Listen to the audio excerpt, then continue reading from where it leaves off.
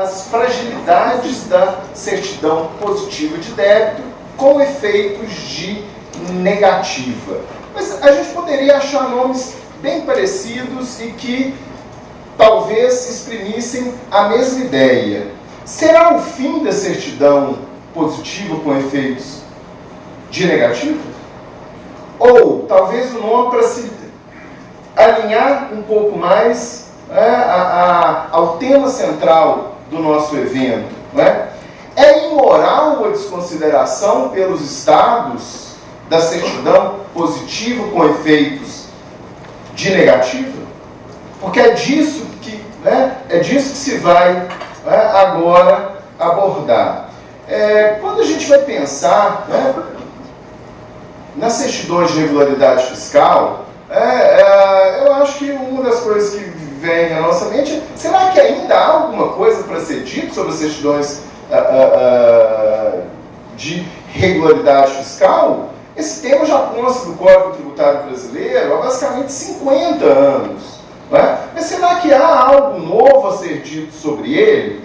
E eu lhes digo: há novos ventos em relação a esse assunto. E, infelizmente, não são bons ventos. Não são bons ventos. Eu trouxe aqui, nesse slide de abertura, apenas uma conceituação dos 3 tipos de certidões de regularidade fiscal que nós temos. Em primeiro lugar, a negativa, a denominada CND, que indica uma coisa óbvia, em que não há nenhum tipo de débito em nome daquele contribuinte.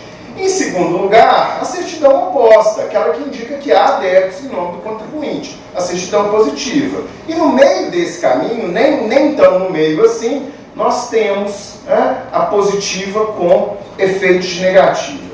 Em geral, sobre essa certidão, especificamente, os autores da doutrina, o que eles debatem, olha, qual que é o fundamento da certidão positiva com efeito de negativa? É o Código Tributário, artigo 206, como é que é essa história? Gente, para mim, o fundamento de qualquer certidão de regularidade fiscal, seja positiva, negativa, positivo com efeito negativo, não importa, é a Constituição Federal, é o direito de cada contribuinte, não é, ter expressa e revelada e tornada pública a sua situação fiscal perante cada um dos fiscos, seja ela qual for. Isso está escrito de uma maneira expressa no texto constitucional, não é, no artigo 5º, inciso 34 da Constituição da República, que trata, na verdade, dos direitos fundamentais dos cidadãos e dos contribuintes no caso. Além disso, todos os senhores sabem, o artigo 205 e 206 do Código abordam o tema, não é? Dizendo que o contribuinte que não tenha débitos, ele vai ter o direito, a que seja expedida a certidão respectiva que ateste esse fato. E o próprio Código, no artigo seguinte, traz um dispositivo extremamente importante, não é? Afirmando que aquele contribuinte que tenha débito com exigibilidade suspensa ou que esteja garantido em ação de execução fiscal, ele vai dar ao contribuinte o direito, essas situações darão ao contribuinte o direito à expedição da certidão com efeitos negativos. Né? A gente pode acrescentar a esse artigo do Código o fato de que a jurisprudência já nos garantiu há muito tempo que essa garantia não precisa ser ofertada apenas em execução fiscal, né? Ainda sob a égide do Código Antigo, se proliferou pelo Brasil afora a utilização de ações cautelares, preparatórias de penhora numa futura ação de execução fiscal, pela óbvia razão que, muitas vezes, entre o final do processo administrativo e a propositura da ação de execução fiscal pelo fisco, eu poderia ter um período muito longo, não é? E não seria justo impedir que o contribuinte pudesse garantir o débito durante esse período. Mas, enfim, essa é a regulamentação básica do tema, né, que tem fundo constitucional evidente, e mais à frente, né, eu espero destacar outro aspecto da Constituição que vem sendo desprezado na discussão relacionada a esse assunto. Em primeiro lugar, eu gostaria apenas de trazer os menores problemas. Os menores problemas que temos tido em relação a esse assunto são basicamente esses dois, né? Ou seja, que quase sempre estão relacionados à validade temporal do documento, né? Suponhamos os senhores, para que o meu exemplo fique claro, uma empresa que tem uma certidão com efeito negativo com validade ainda de 3 meses. Mas antes desses 3 meses, essa empresa precisa fazer uma transferência de crédito, ou essa empresa, né, precisa fazer ela precisa ter algum tipo de regime especial ou algo que o valha. É muito frequente em que, no ato em que o contribuinte pede o benefício ou tenta fazer a transferência, seja realizada uma nova verificação da situação fiscal dele. Ou seja, aquela certidão com efeito negativo que ele já tem e cuja validade ainda não se findou, ela é desconsiderada pela administração tributária, que faz uma nova verificação, né? E nós temos hipóteses em que essa verificação, né, a depender do tipo de operação da pessoa jurídica, ela é basicamente semanal. E tem que ficar o contribuinte correndo atrás do próprio rabo com uma pendênciazinha no conta corrente, apareceu, né, um débito que, enfim, não existia antes, mas esse cara está com a certidão com efeito negativo válida. E, ainda assim, tem que cuidar de toda essa burocracia que, muitas vezes, senhores, atrapalha operações extremamente relevantes, por uma divergência de GFIP, por alguma coisa em DAI, enfim. Então, esse é o primeiro ponto. Os entes políticos, e aqui eu estou falando de uma maneira geral, eles quase sempre são os primeiros a desrespeitarem a validade, das certidões que eles mesmos emitem, ao fazer essas novas e cotidianas avaliações. E, obviamente, gente, isso traz um custo imenso. Eu, em verdade, como advogado, não deveria nem reclamar muito desse negócio, não. Porque, no final das contas, isso, em regra, vira trabalho. Mas não me parece adequado, para a composição de um custo Brasil que os procedimentos ocorram dessa maneira. Outro problema também muito grave, embora não tanto quanto os demais, é a questão da renovação da certidão com efeito negativo quando há, em favor dos contribuintes, causas de suspensão da exigibilidade do crédito ligadas à atuação judicial. E aqui o grande problema, na verdade, é quando o contribuinte obtém uma liminar ou uma sentença que lhe garante a suspensão da exigibilidade daquele determinado débito e, obviamente, enquanto perdurar essa suspensão, o contribuinte vai ter que ter direito à certidão com efeito negativo. Não é incomum que as procuradorias da Fazenda elas lancem no seu débito uma inscrição de suspensão da exigibilidade com prazo determinado. O que isso quer dizer? Obviamente, quando o contribuinte vai a juiz e obtém a decisão, o procurador naturalmente é intimado dessa decisão, e, portanto, deve anotar lá débito suspenso em virtude de liminar, antecipação de tutela antecipada, enfim, essas coisas. O problema é que em muitos estados, em muitos entes políticos, esse apontamento tem uma data de validade. ainda que a decisão liminar ou a sentença, obviamente, não tenha. O que o FIS costuma fazer? Ele põe, olha, exigibilidade suspensa até, sei lá, julho de 2018. Aí, a hora que chega em julho de 2018, aí pode não ter acontecido absolutamente nada naquele processo. A suspensão da exigibilidade cai. E o que acontece? O contribuinte tem que ir até o fisco com as famosas certidões de objeto e pé. É um nome engraçado, quando eu comecei a fazer isso, pé, o que é isso? É o pé em que o processo está. Ou seja, você não é o pé do processo, é o pé em que ele está. Você tem que ir lá e dizer assim, para o procurador, não, aquela sentença que me concedeu a segurança, a liminar que eu tinha antes, ainda estão em vigor. Portanto, você tem que renovar a causa suspensiva da exigibilidade do crédito para que eu possa continuar tendo direito à certidão com efeito negativo. Esses são dois casos que poderiam ser facilmente resolvidos através de legislação, inclusive infralegal, dos entes políticos, não é? Para que esses dois obstáculos deixassem de existir. Agora, mais grave, senhores, eu voltei. Mais grave, em verdade,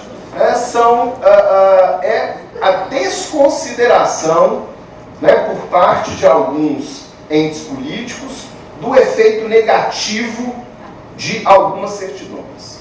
Esse é um tema muito importante, esse é um tema que está em debate em inúmeros estados da federação. Eu trouxe ali os estados em que eu tenho algum tipo de atuação, em que eu conheço a legislação e posso afirmar com certeza de que nesses estados há algum tipo de benefício, de benefício fiscal, de regime especial, de possibilidade de ter uma transferência de crédito, de saldo credor acumulado, enfim, há algum tipo de restrição ao contribuinte que tenha certidão positiva com efeito negativo. Isso quer dizer, no fim do dia, que aquele contribuinte que tem a CND, bonzinho, paga tudo, ele tem um tratamento diferente daquele contribuinte que está com seus débitos garantidos ou sendo discutidos, mas tem débitos. E eu acho que esse é um absurdo que, na minha opinião, deveria ter levantado já insurgências mais severas por parte dos contribuintes. Eu trouxe como exemplo dois casos, só um caso em Minas Gerais, eu acho que a maioria dos senhores são de Minas, esse caso é muito conhecido. No final do ano passado, o governo do Estado, certamente premido pela crise econômica, que obviamente todos nós entendemos a gravidade dela, o governo disse que, olha, para que haja a transferência de saldo credor de ICMS, eu tenho que ter a certidão que seja negativa. A positiva com efeito negativo não serve mais não. No primeiro momento, no primeiro decreto, eu acho que quem tinha que ter a negativa era só quem vendia, depois veio outro decreto e falou que todo mundo tem que ter negativa na história. Quem vende, quem compra e tal. Ou seja, se aquele contribuinte estiver discutindo algum débito em esfera judicial, ele já não pode mais fazer transferência de crédito. E eu não sei quanto aos senhores, mas eu suponho que nenhum dos meus clientes tem certidão negativa. Salvo se ele abriu o negócio dele ontem. Aí ele vai ter certidão negativa provavelmente por conta de 2, 3 meses. Depois ele vai ter nunca mais na vida. Tá certo? E por que não vai ter nunca mais na vida? Porque no Brasil todos os contribuintes se insurgem, não querem pagar nada, enfim, e por aí vai? Não, gente. Ele não vai ter porque, diante da complexidade do nosso sistema, é impossível que o contribuinte ou não tenha errado alguma coisa, ou não queira discutir alguma coisa que efetivamente ele acha que está errado. É impossível que isso aconteça. Eu desafio os senhores aqui a me apontar alguma empresa média ou de grande porte que tenha a certidão negativa de débito. Certo? Então, o que essas medidas, na verdade, fazem, não é tratar de uma maneira diferente o bom contribuinte, como o meu amigo Igor abordou, e aquele contribuinte que quer discutir com o fisco. E no Estado Democrático de Direito, me parece que essa distinção ela é claramente contrária à Constituição Federal. Aqui não se trata, gente, de discutir código tributário, o artigo 16 dá direito a isso, dá direito a aquilo. Não é essa a discussão. A discussão aqui é de constitucionalidade. Não é? Porque os Estados têm usado como o critério para negar a fruição de benefícios fiscais, de regimes especiais, de transferência de crédito e quejandos, tem usado a simples inscrição em dívida ativa. Alguns desses estados aqui, não vão ser injustos, até têm dispositivos que permitem ao procurador-geral do estado dizer que naquele caso a inscrição em dívida ativa pode ser relevada, porque há garantia. É comum, algumas dessas leis trazem essas hipóteses em que se dá a uma determinada autoridade administrativa o poder de manter aquele benefício mesmo diante da inscrição em dívida ativa. Mas, olha, nós não podemos depender de uma análise discricionária de quem quer que seja. O direito tributário é avesso a essas análises discricionárias por natureza. O próprio Conselho de Tributo nos lembra muito bem de que se trata de a atividade de exigência de tributos é uma atividade plenamente vinculada à lei, não é isso? Então, esse tipo de poder, embora ele exista, ele não diminui a afronta, ele não diminui a inconstitucionalidade do procedimento que está sendo adotado por inúmeros estados. Como eu disse aos senhores, essa é, na minha opinião, uma questão que vai além da simples legalidade, além da gente buscar no Código Tributário o fundamento do efeito negativo da certidão ou algo semelhante. E nós já conhecemos várias decisões judiciais, já há uma jurisprudência relativamente firme do Supremo Tribunal Federal contra as sanções políticas, que são aqueles meios heterodoxos que, vez ou outra, o poder público usa para que haja o constrangimento ao contribuinte ao pagamento de tributos quando o fisco detém os meios necessários para que possa fazer isso. Agora está utilizando até o protesto. Olha que beleza, No Brasil é um negócio muito interessante, As pessoas têm muito mais medo de um protesto que de uma ação judicial. Isso é um negócio, assim, bizarro, é a inversão do sistema, Isso acontece porque o protesto afeta muito mais o crédito da pessoa que, eventualmente, uma ação judicial. Mas me parece que, sob o ângulo da sanção política, a medida, ora debatida, é altamente reprovável. Mas o ponto dessa discussão toda, na minha opinião, e é interessante porque a maioria dos artigos que abordam esse tema, eu tive nos últimos dias a oportunidade de rever um pouco esse tema, embora ele esteja muito presente no meu dia a dia de advogado, na verdade, mas fui ler algumas coisas, em respeito, inclusive, a todos vocês que estão aqui, e percebi que poucos são os autores que tocam no ponto fundamental dessa questão.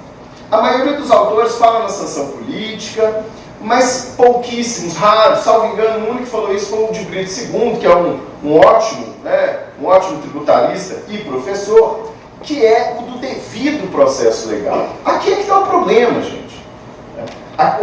Aqui é que me parece estar no centro do problema, Porque quando eu digo ao contribuinte que a certidão positiva com efeito negativo não serve, o que eu estou dizendo para esse contribuinte é: não discuta comigo, não vá ao poder judiciário, porque isso irá lhe gerar a restrição a um determinado direito.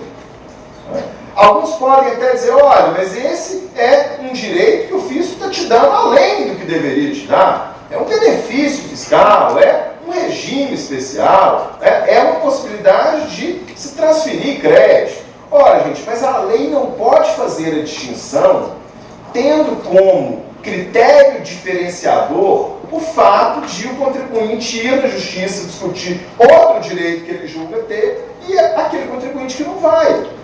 A lei não pode usar como o distinguishment, ou seja, o discriminating, na verdade, aquele elemento que diferencia os casos, o fato de que um contribuinte quer discutir judicialmente o direito que ele acredita ter, enquanto o outro contribuinte não quer, o outro contribuinte simplesmente cumpre o que o fisco lhe exige. Esse, para mim, é o ponto fundamental. Ou seja, nós não podemos compactuar com a utilização de um instrumento que, no final das contas, pretende calar os contribuintes. É disso que se trata aqui. Tá? Nós não podemos, como muitas decisões judiciais sobre esses decretos, aliás, eu nem sei se foram muitas, mas como algumas decisões judiciais sobre esses decretos fizeram aqui em Minas, falaram, não, isso aí não tem problema não, o Estado pode regulamentar a transferência de crédito do jeito que ele quiser e tal. Espera aí, o Estado pode impor requisitos, não tem problema, o Estado pode fazer isso dentro dos limites da Lei Complementar número 87. Agora, o Estado não pode tratar de uma maneira diferente aquele contribuinte que, em determinados pontos e em outras questões, lhe desafia. Porque, na verdade, não se trata de um desafio, se trata apenas da insurgência para a defesa de um direito, muitas vezes. É essa situação que nós não podemos aceitar. Porque, na verdade, no fim das contas, doutor Cristiano, na minha opinião, isso se trata de uma agressão ao próprio Poder Judiciário. Não é só o contribuinte que está sendo agredido aí, não. O próprio Poder Judiciário está sendo agredido. Não é quando eu falo, olha, se você for lá no Judiciário discutir alguma coisa, você não vai ter esses direitos aqui, não. Por isso me espanta muito, não é, que essa questão não tenha sido bem acolhida no Judiciário Mineiro. Salvo engano, houve uma liminar concedida e algumas não, enfim.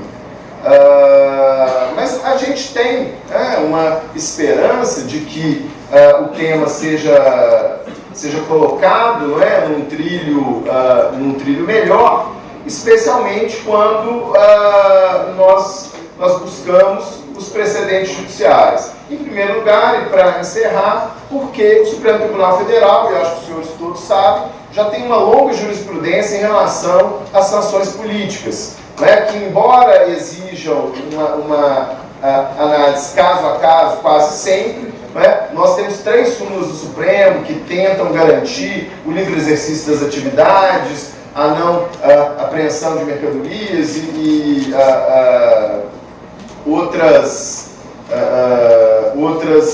situações próximas. E agora, especificamente sobre esse tema, por incrível que pareça, não há decisões do Supremo que sejam muito claras e diretas. Eu encontrei apenas uma decisão que foi dada na ADIM 173/6 do Distrito Federal, em que o Supremo discutia que tipo de certidão poderia ser exigida pela lei de licitações. E, embora a discussão não tenha sido muito clara, aquele negócio de um votar, o sujeito fala 2 linhas, o outro fala em cima e tal, é possível identificar no inteiro teor do acórdão que o Supremo parte do pressuposto de que o contribuinte que não tenha nenhum débito deve ser tratado exatamente da mesma maneira do que aquele contribuinte que tenha débitos que estejam sendo discutidos, certo?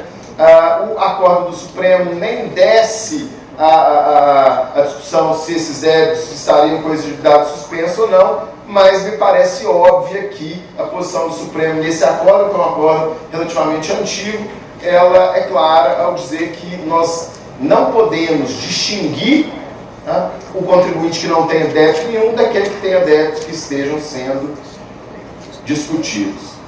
Essas são as palavras que eu queria trazer aos senhores, especialmente num congresso em que visa discutir a moralidade tributária, que deve sim ser exigida dos contribuintes, não há dúvida nenhuma disso, devem de fato ser, seguir as leis, informar os dados das suas atividades e tal, mas também acho que merece ser tratado da mesma maneira pelos entes políticos. Aqui em Minas a gente até quase não, assim, os nossos problemas não são tão grandes,